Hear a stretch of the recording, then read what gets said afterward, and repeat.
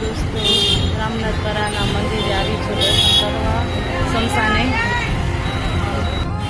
શમશાને જો આવી છું, મસાણી મેલડીમાંના દર્શન કરવા.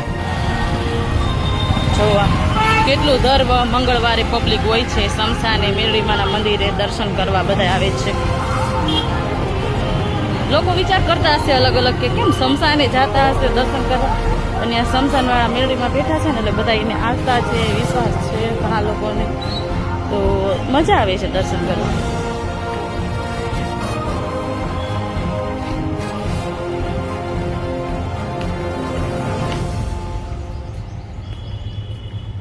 હવે જાઉં છું દર્શન કરવા.